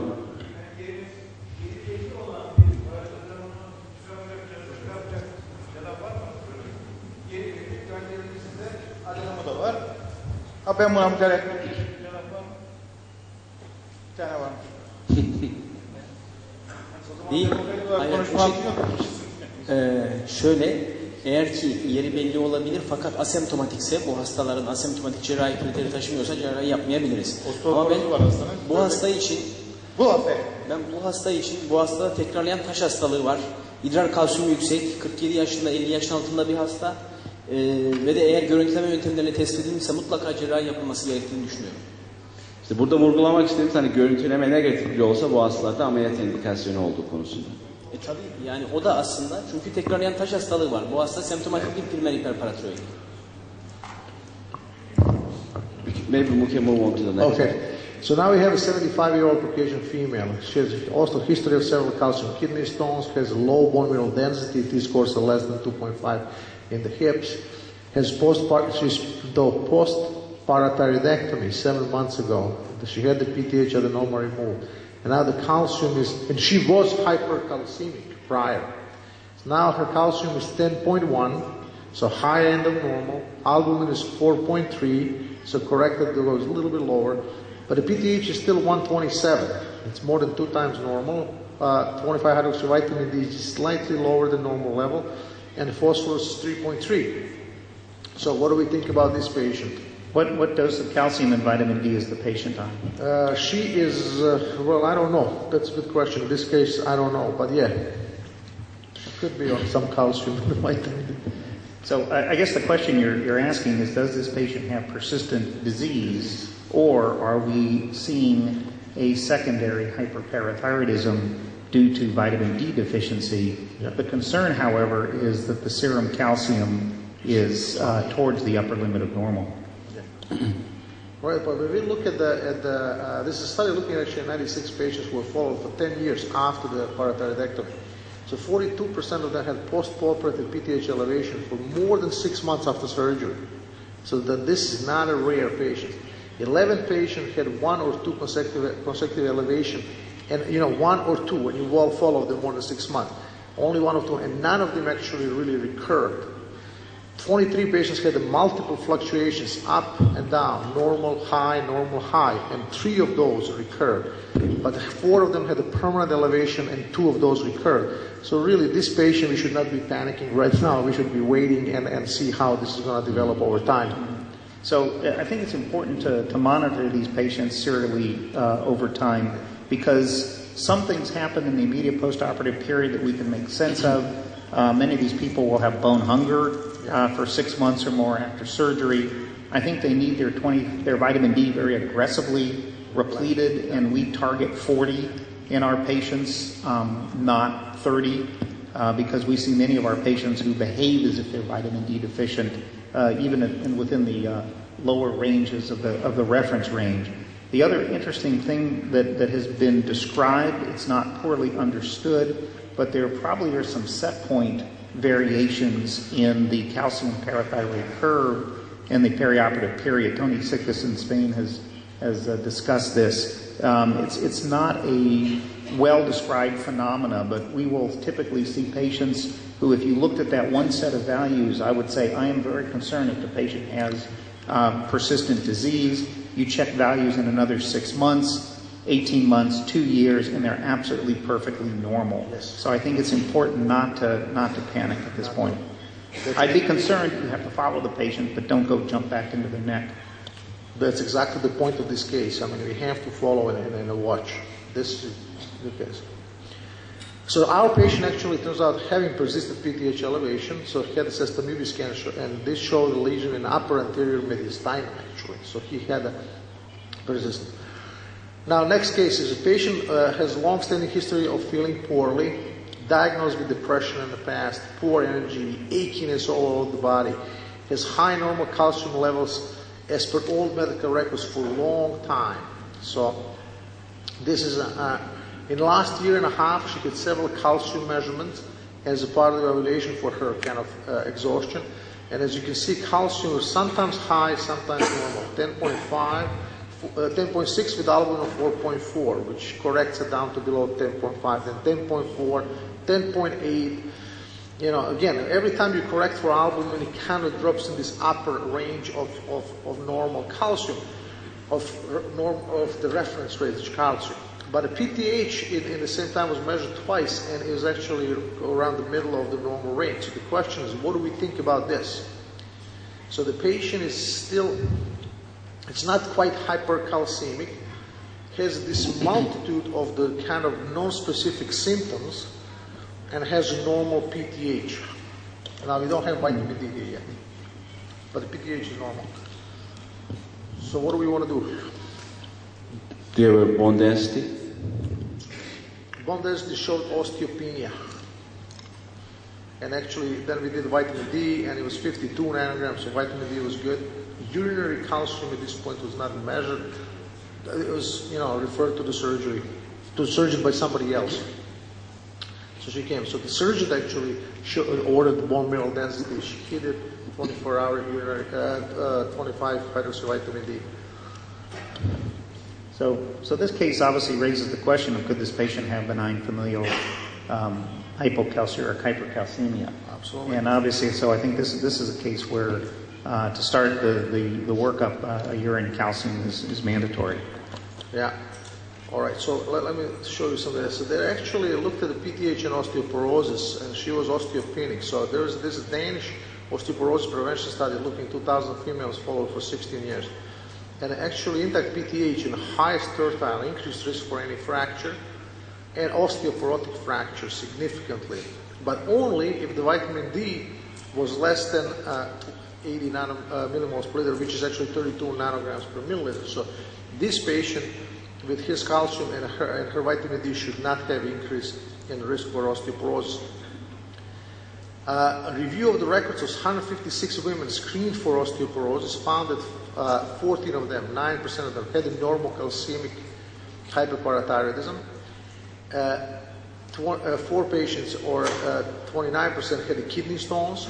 6 individuals, 0.4%, has of controls. People who were not in this, who was just control group in the study, had kidney stones. So this actually increased the risk of the kidney stones, the normal calcemic hyperparathyroidism. 21%, 3 patients had a fracture, while actually in control, 60.2% had a fracture. So this normal calcemic hyperparathyroidism actually could not be indolent condition. It could actually have some clinical consequences. Now we have to, in this kind of case, we have to rule out vitamin D deficiency, which was done in this patient, rule out hypercalciuria. We have to look because it could be FHH, and then confirm hypercalcemia using ionized calcium determination. Those are the important things. And do not propose the surgery until you're sure the patient really does have primary hyperparathyroidism. And in these cases, particularly, if you have normal calcium, preoperative imaging may be useful in decision making. Because if you can demonstrate adenoma, I think in this case, that would be one of the pieces of information that would push you towards surgery rather than waiting. Yeah, I think one of the concerns about the preoperative imaging is that all patients sent down to the nuclear medicine department, the presumption is that they have the disease. And so what happens is that the brightness dial gets turned to the right until something is seen and something is called positive. And so this is a situation where I would be less inclined to rely on at least the nuclear medicine imaging, because this is a situation where we're going to see a false positive. Bu vaka da yine son zamanlarda klasik prezentasyonun dışında hastalar hiperkalsemiyle geliyor. Ve hiperkalseminin araştırmasında başka bir herhangi bir sebep bulunamıyor. Ve PTA'sı da düşük hastanın. Ve biz cerrah olarak genellikle medikal arkadaşlarımız bütün tetkikleri yapıyor. Başka bir sebep bulamıyor. Ve hiperparatiroidi şüphesiyle bize gönderiyor. Cerrah olarak bu hastalara nasıl müdahale edelim, bunları ameliyat edelim mi etmeyelim mi diye tabii ki bir soru işareti var. Belki bu konuda bir tartışma başlatabiliriz. And so this is a patient population that we see also high calcium, PTH normal, and they cannot find any other cause for hyperparathyroidism. Do you operate on these patients? Do you follow them? What affects your decision? So I guess one of the questions in these cases is not whether the parathyroid hormone is absolutely elevated, but whether it's inappropriately elevated for the patient's calcium.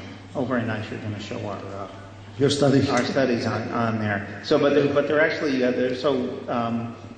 Mario's going to address one point, but another point is that we've recently presented a group of patients that we're trying to term normoparathyroid hyperparathyroidism, and this is a group of patients who have PTH levels that are consistently within the middle of the reference range, have all of the other biochemical manifestations of hyperparathyroidism, and at operation have confirmed pathology.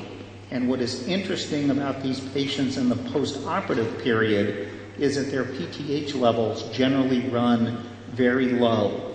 They will be in the 5 to 10 range post-operatively as opposed to the mid-normal range for our typical hyperpara patients. And so we feel that this is a population that has a different set point in terms of their PTH levels. And so again, they normally would live with a PTH of 10, and when it goes to 30 or 40, it's distinctly abnormal and responsible for disease. Adnan Hocam, siz bu konuda yorum yapmak ister misiniz? So finally, I'm just going to show the study actually done by my surgical colleagues, who actually looked at 1,000 consecutive patients who had vitamin D determined in Cleveland Clinic, identified 222 of them to include in the final analysis, had a surgical validation cohort of 351 patients, and tried to define diagnostic criteria for primary hyperparathyroidism using vitamin D, intact PTH, and total calcium. They developed the formula, and if the measured intact PTH was higher than the value gotten with this formula, they were considered to have primary hyperparathyroidism. Formula is not that complicated. It's easy to calculate, and they found that by this approach they identified 100% of the hypercalcemic patients with primary hyperparathyroidism, 84% of normal calcemic primary hyperparathyroidism, these are the important ones, and then 54% of patients who had normal PTH level and primary hyperparathyroidism. But this middle column, 84% of normal calcemic primary hyperparathyroidism patients were identified, and I think that is the true value of this formula. Yeah, the real purpose of this was to try to primarily correct for vitamin D deficiency in a numerical way, as opposed to repleting the patient's vitamin D and then rechecking laboratory values. And this is something that we use daily in clinical practice to help confirm our clinical suspicion. Yani sonuç olarak bu hastalarda eğer PTA veya kalsiyum değeri normal bile olsa hiperparatiroid olduğuna inanıyorsak bu çeşitli bir gördüğünüz gibi bir geliştirdik ve bu hastalarda hiperparatiroidi vardır diyoruz. Klasik olarak prezente etmese bile onları hiperparatiroid hastasıyla aynı şekilde değerlendiriyoruz, ameliyata alıyoruz. And that's it for me. Siperstein'e geçelim. Hocam buyurun.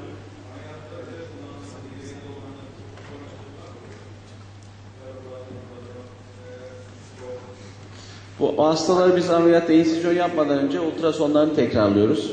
Periop dönemde seslenimi de yapıyoruz. Öyle giriyoruz ama prop kullanmıyoruz.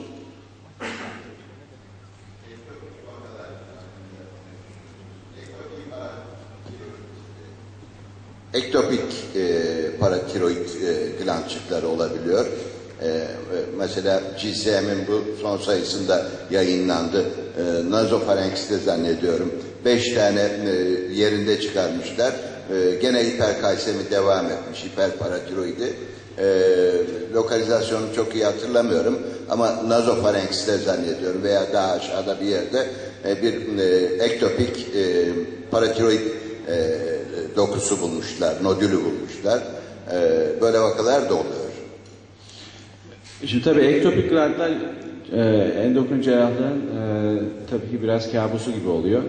Bunlar görüntüleme yönteminde görülüyorsa bunları bulabiliyoruz ama görüntüleme yönteminde bulunmuyor. Nazofarenks gibi veya mediastende olan vakaları görüntüleme bize göstermediği zaman tabii yapabileceğimiz bir şey yok. Ama yani seslemeyi bir yapıldığı zaman bunların bir kısmını görmek mümkün. Ayrıca paraneoplastik sendromları da paratormon sekrete eden paratormon related peptit değil. Yalnızca paratormon sekrete edebilen paraneoplastik sendromları da akılda tutmak lazım diye düşünüyorum. Şimdi isterseniz biraz daha cerrahi ağırlıklı vakalara geçelim. And do you want to start? Okay. Thank you. So I'm going to present a case. I'm going to give you all of the clinical information as the patient presented. Some of this is relevant and some of it's not relevant. So it's a 42-year-old woman, otherwise healthy. She had polycystic ovarian syndrome, which actually is irrelevant for this particular case.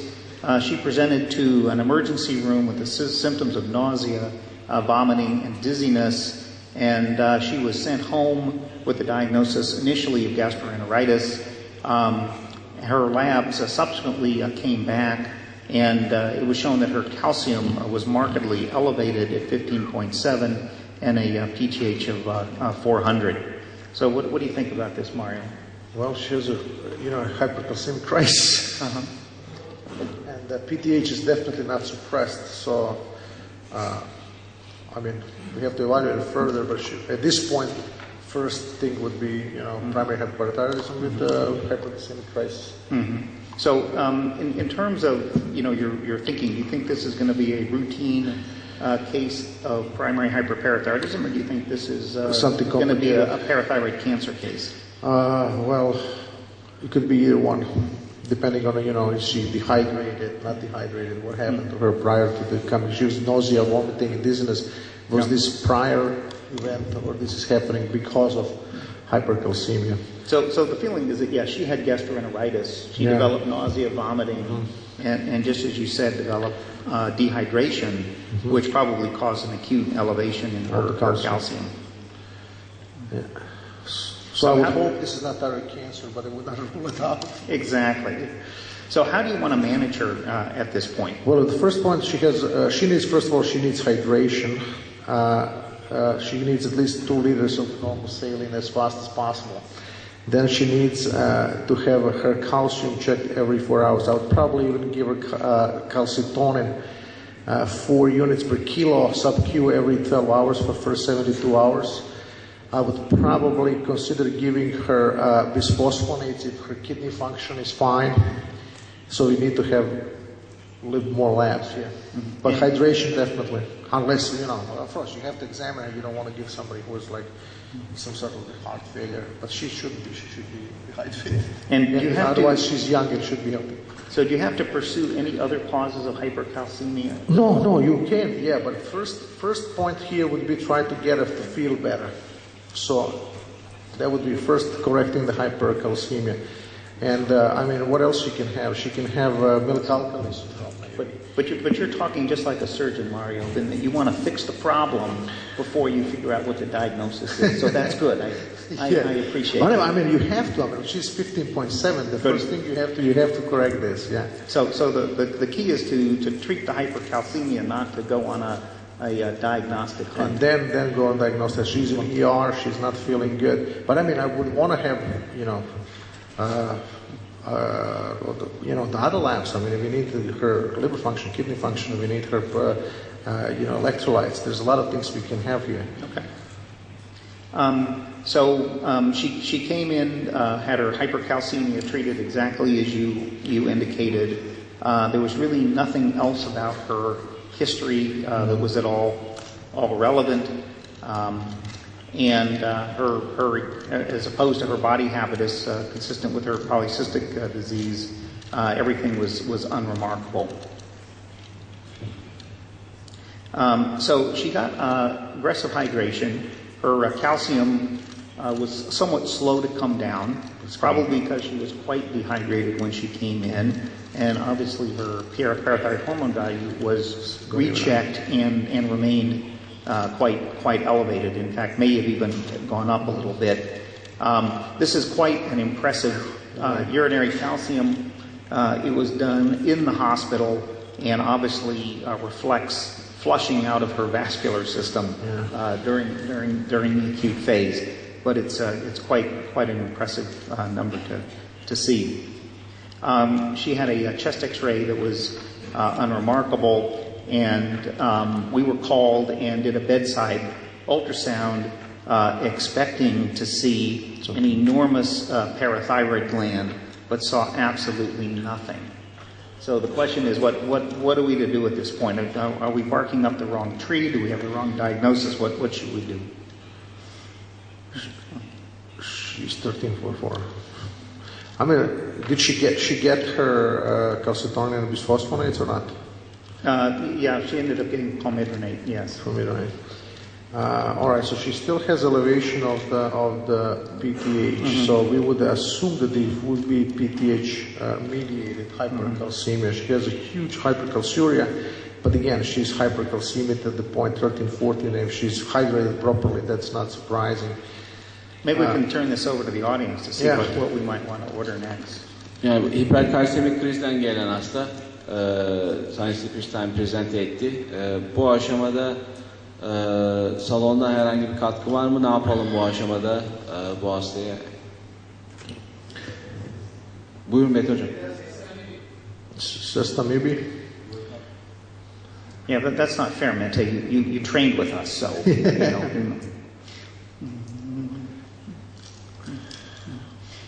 So yes, that's exactly what we got. And so this is what the scan showed, and I'm showing an old sestimity scan with acute and delayed imaging. And here obviously we see the thyroid gland, we see the heart, and then there's this large mass in the mediastinum. That's a big one. And if you didn't see it there, now I put the arrow on it. So the next thing that we did is we got a CT scan of the neck and chest. And the radiology report came back with a typical differential diagnosis, but of course we know which one off of this list we thought was the correct diagnosis. And on the CT scan, there was no additional pathology noted in the neck. So I'll just show you what the scan is, starting at the top and going on down. So, at the level of the manubrium, really no pathology. And then as we come down, we start to appreciate a very large anterior mediastinal mass that's present. And this has a very typical appearance for a parathyroid gland that has descended into the anterior mediastinum, probably with the cervical thymus. And as we do further cuts, we can see that this mass goes all the way down to the level of the aortic arch. So quite impressive on the preoperative scanning. So the question now is what to do with this patient? How should we think about the surgical approach?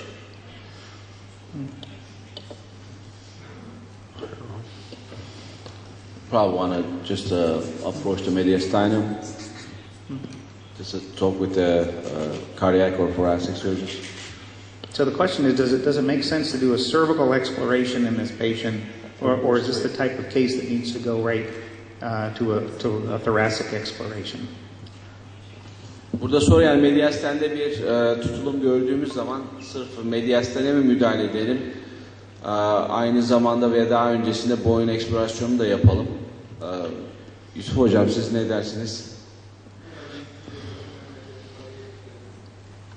Efendim,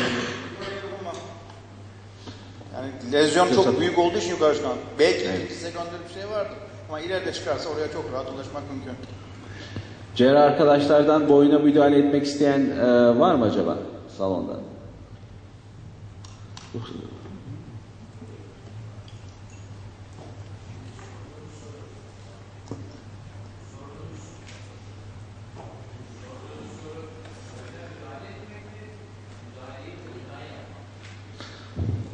Yani mediastendeki ikisi de düşünülebilir. Sırf bu hastada boyun ekspirasyonu yapalım ya da direkt mediasten ekspirasyona geçelim ama aynı zamanda boyuna müdahale edelim mi? Yoksa onu soru olarak Siperstein'in sorusu, onu yöneltmek istedim. Yani bu hastada direkt olarak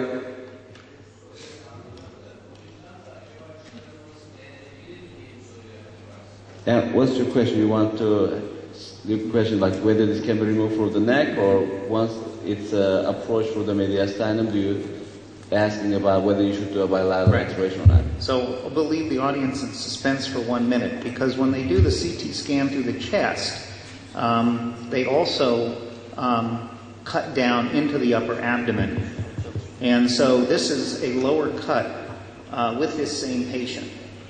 So same CT scan, we find this right adrenal mass on the CT scan. And as we heard nicely yesterday in the lecture, this has a low Hounsfield unit density. It's very homogeneous.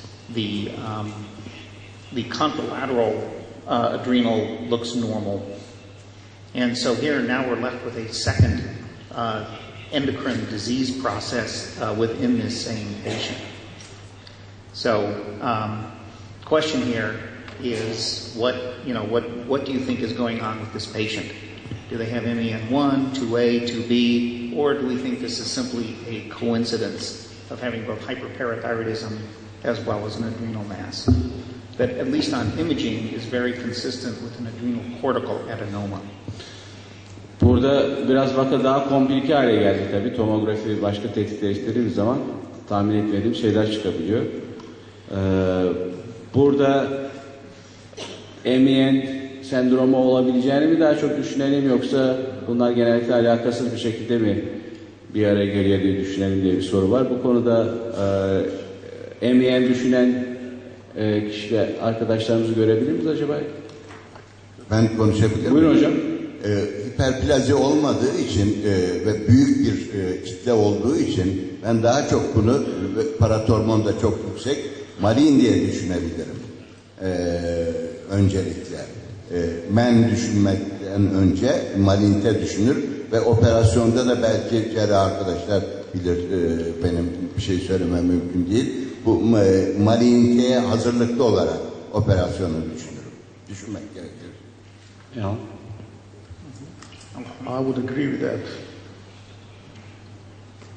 So the patient underwent workup for a functional 3-centimeter right adrenal tumor, and before was referred to us, actually had some additional MEN workup.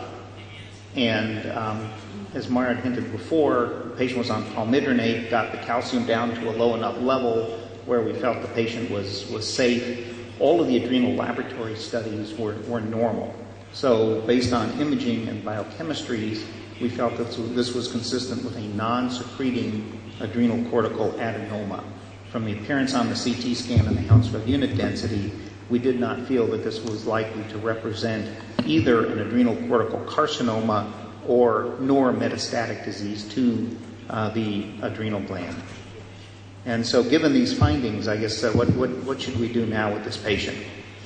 In the hospital, having recently had the calcium lowered from an episode of hypercalcemic crisis and a gland localized to the mediastinum.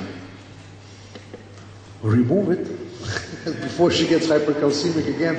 Excellent. So it's great, Mario, being the medical endocrinologist. You just ship them to the surgeon and say, remove it. You guys figure it out. Great.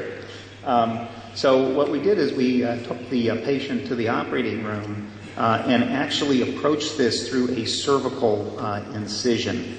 This gland, as you saw, was located in the anterior mediastinum. And so the feeling is that this probably was associated with thymic tissue. and those glands can often be approached through a cervical incision. If this tumor were located in the middle or the posterior mediastinum, we would have initially approached this through a thoracic approach. And so through the cervical incision, we started out doing a bilateral exploration, and we were able to grab the thymus and pull this almost 4 centimeter mass out, and its gross appearance was entirely benign appearing and was benign on frozen section. And so what you can see here is the upper aspect of the cervical thymus, that when we teased and mobilized this up from the anterior mediastinum, all of the vasculature comes from above due to its embryologic descent, and this very, very large adenoma was able to be fairly simply delivered up from the anterior mediastinum through a simple cervical incision. And what we saw is 2 other glands were suppressed. The right upper couldn't clearly identify. They were very small and suppressed glands, and we didn't persist. The intraoperative PTH values went from about 1,600 down to 112 10 minutes following excision. And post-operatively, the next morning, the calcium had fallen to 8.7, and the parathyroid hormone level was 11, and the patient was then discharged home uneventfully with a long-term follow-up of that adrenal mass. Any thoughts or comments?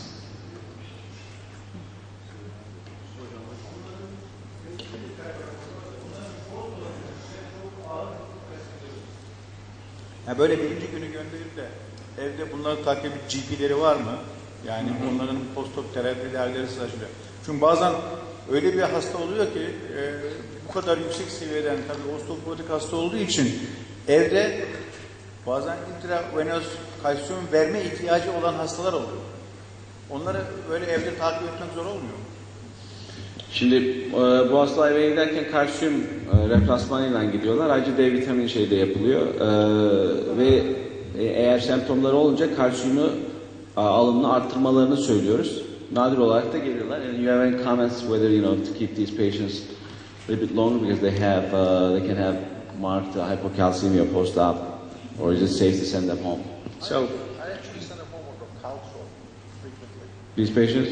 Yeah. Routinely? Yeah, because you never know if the patient's going to be low for a while, it might be a more efficient way of keeping the calcium up. Yeah, I would have, in the typical case, with a high preoperative PTH, we would expect a high degree of bone hunger, and we send them home on high doses of calcium. This particular patient, interestingly, having received the bisphosphonate, had stunned the patient's bones and did not have as profound a hypocalcemia postoperatively as I would have normally predicted. So this particular patient actually did very, very well. And we tend to push oral calcium on these patients and tend to stay away from any intravenous calcium for a couple different reasons. Number one, if it extravasates into the soft tissues, it can cause extensive necrosis. And also the intravenous calcium tends to cause more rapid fluctuations in the calcium, and typically that drop in the calcium that they experience after the infusion can bring on hypocalcemic symptoms. So our tendency in the difficult to control hypocalcemic patient is to push their oral calcium up to 15 or even 20 grams a day along with vitamin D depletion. Bu hasta biz rutin eve gönderdiğimiz zaman 1500 miligram civarında bir kalsiyumdan geliyor. Yani 500'ü 3 kere alıyorlar ama eğer semptomları olduğu zaman her saatte bir tablete kadar çıkartabiliyoruz bunları. Çok nadir geliyorlar geri ama geri gelenler olabiliyor. Çok nadir olarak. D vitaminleri düşükse veriyoruz. Düşük olmasa da vermek gerek. Çünkü kalsiyumun absorpsiyonunu, oral kalsiyum veriyorsa absorpsiyonu sağlamak için D vitamini, aktif D vitamini vermek gerekir. O takdirde daha erken aç kemik sendromunu daha erken tedavi etmek mümkün olabilir. Oradaki kalsiyum preparatlarında zaten 200 international ünite zaten şey var. That is exactly ama my experience. Yüksek dozu gerekirse veriyorum. And actually, I would first push the calcium, the activated vitamin D, even before the calcium. Actually, when I was doing the calcium absorption research, though in normal healthy people, we find out that actually there's a threshold level at about 1500 milligrams of calcium, after which you can very hard to increase the absorption further. So I actually tend to raise the activated vitamin D first. That would be a good study to do. That's true. Yeah.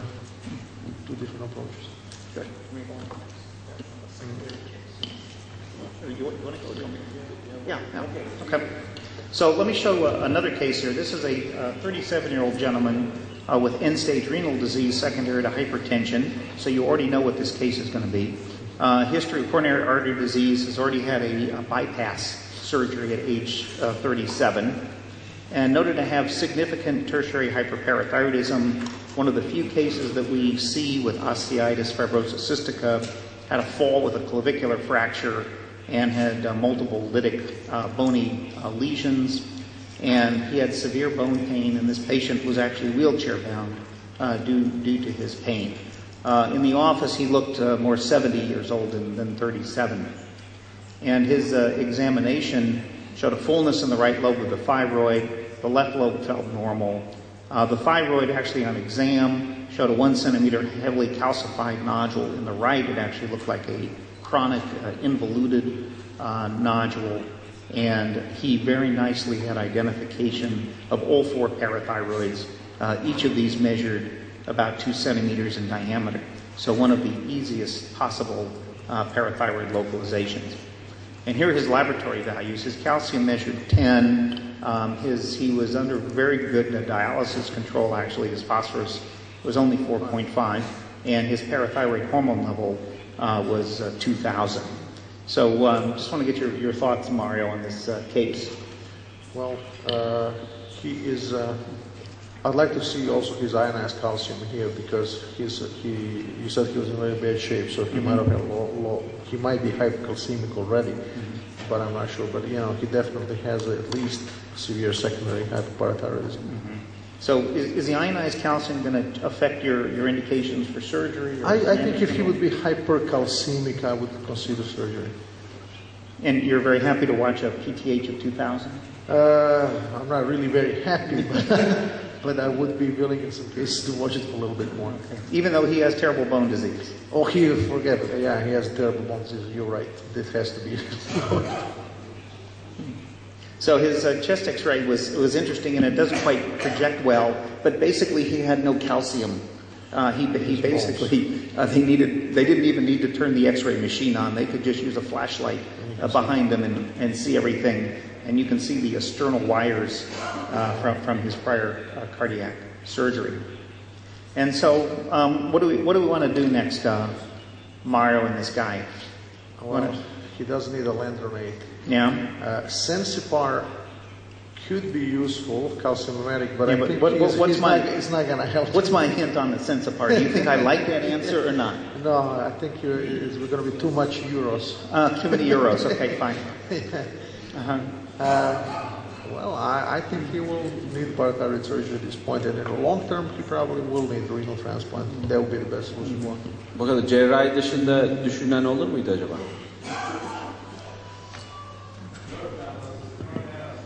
Evet. Hocam buyurun. Kalsimimetrik denenebilir, ancak burada 600'ün üstünde paratormon. 600'ün üstünde olunca eğer lokalize edilebilirse operasyon indikasyonu mevcuttur. Burada yanlış hatırlamıyorsam 4 glandda da hiperplazi var. O zaman 3,5 operasyon yapmak gerekir. So that's exactly what we did. And so one of the technical questions that we're asked in this situation is, should we do what we call a 3.5 gland parathyroidectomy, i.e. leave a remnant in the neck, or should we do a total cervical parathyroidectomy with autotransplantation?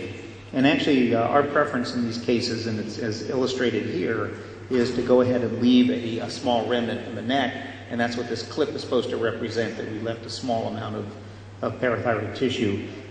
Generally, our preference is to try to leave a remnant in the lower location because it tends to be removed or far away from the nerve. And if the patient requires a subsequent re-exploration, it's a much easier operation, as these lower parathyroid glands are much more anterior, away from the nerve, and re-operation is a much less of a hazardous type of situation.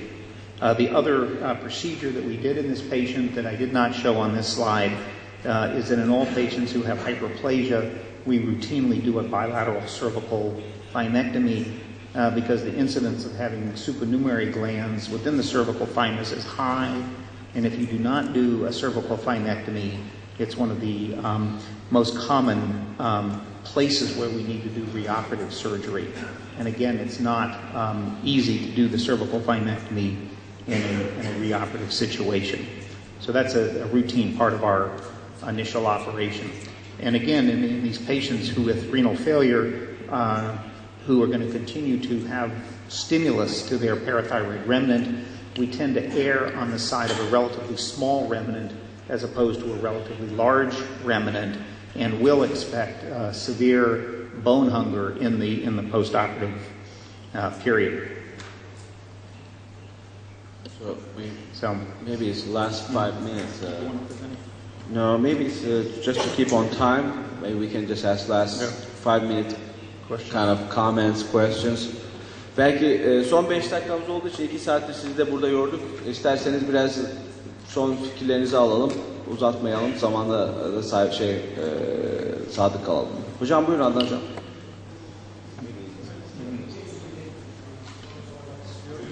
Paratiroidektomiden kasıt. En küçük paratiroidin ne kadar bir yerde bırakıyorsunuz? 3,5 yani total paratiroidektomi yaparken büyüklerini çıkardık. En küçüğünü herhalde bir kısmını yerde bırakıyoruz görmüş olarak, değil mi? Bu yerde bıraktığımız paratiroidin miktarı ne olmalı? 3,5 deyince ben kalan paratiroidi aslında keser bırakırım gibi algılıyorum. Acaba 3,5'u yani 4. paratiroid de 4'te 3 mü? Onu da total mi? Rezerve edelim mi? Yoksa bir tahmini gramımız var mı? Veyahut da bir paratiroidi hangi santimetreler, dimensionlarda bırakırsak şu kadar gram paratiroid eder diyebiliriz. So you're absolutely correct that the term 3.5 gland parathyroidectomy is an oversimplification, and the goal of the operation is to leave a remnant that's approximately 50 milligrams.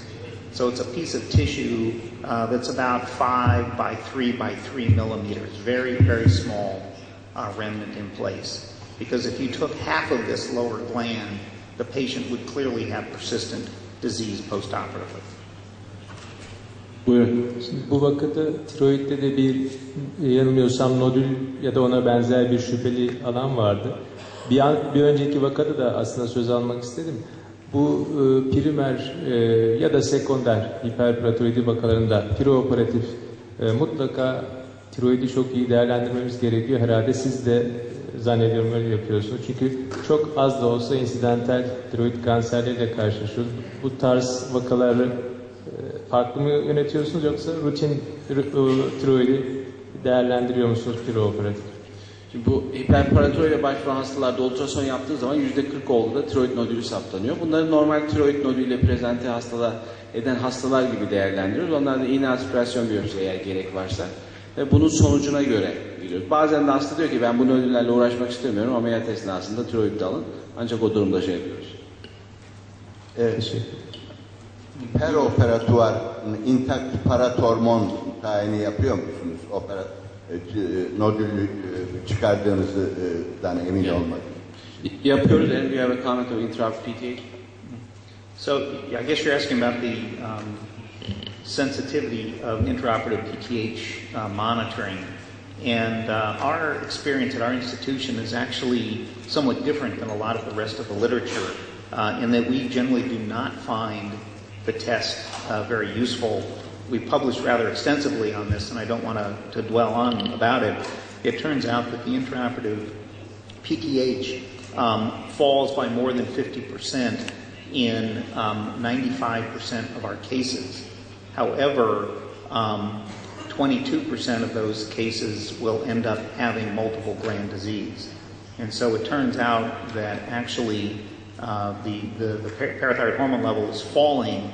However, in our patients that we're doing bilateral explorations on, we're finding additional pathology that would have been missed if we had relied on the intraoperative PTH values. And again, what's interesting about the literature, and we have a manuscript submitted where nobody has ever done receiver operating curves to look at the sensitivity and specificity of intraoperative parathyroid hormone measuring. And it turns out that the test is relatively poor, and that the area under the curve is about 0.7, which would, if you were, developing any other type of laboratory test, would not be very good. Şimdi demin arkadaşım bahsetti. Yusuf abi. Şimdi sekonder hiperparatiroide biz subtotal ve total yaptık. Subtotalde rekürans çok yüksek. Çünkü uyarı devam ediyor. Yani siz bunun önüne geçemiyorsunuz. Ve biz total artı kola ekim. Yani total paratiroidektomide timektomi yapmadık. Dolayısıyla bütün biz geriye doğru da inceledik. Çok geniş seriler de var total yapılan.